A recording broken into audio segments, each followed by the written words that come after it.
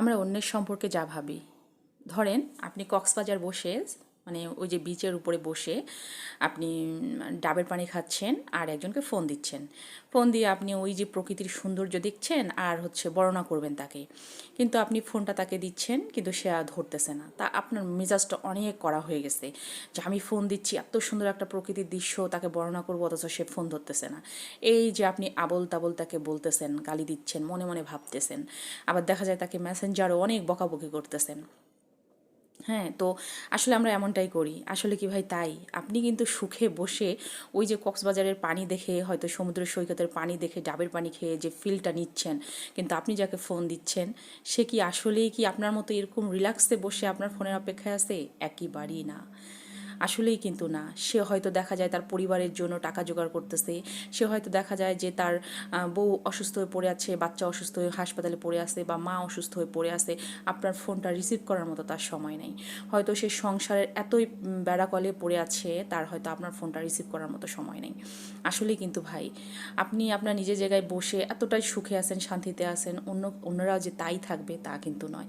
এটা ভাবাটাও একেবারেই কিন্তু বোকামি। আপনি অনেক দামি ড্রেস কিনছেন, মার্কেটে বসে আছেন, ফেসবুকে স্ট্যাটাস দিচ্ছেন, দেখ দোস্ত আমি এটা কিনেছি, ওটা কিনেছি।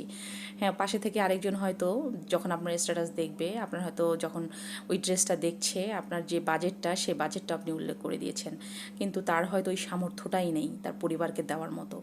তারপর আবার দেখা যায় যে আপনি অনেক কিছু, অনেক মানে আপনার ফোন দিচ্ছেন আপনার প্রিয় মানুষটাকে, যে ফোন ধর আমি একটু কথা বলবো তোর সঙ্গে।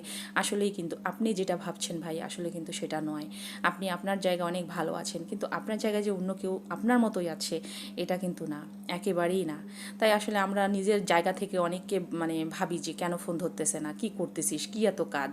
আসলে কিন্তু তা না। এক একজন এক এক রকমের সমস্যা নিয়ে থাকে। সবাই যে আপনার মতো ভালো আছে তা কিন্তু না। এটা আসলে আমি কাউকে মিন করে বলছি না। আসলে আমাদের সমাজটাই এরকম। আমাদের দেখা যায় আমরা ফোন দিচ্ছি, ধরতেছে না, আমাদের মেজাজ গরম হয়েছে, কেন ফোন ধরিস না, কী করিস এমন, কী এমন কাজে তুমি ব্যস্ত, হয়তো এই অবস্থা। তো যাই হোক, আপনাদের সঙ্গে গল্প করতে করতে এখানে আমি একদম বুন্দিয়া ভেজে নিচ্ছি। এটা আমি না, আমি আমার যা প্রিয়া ভাজছে।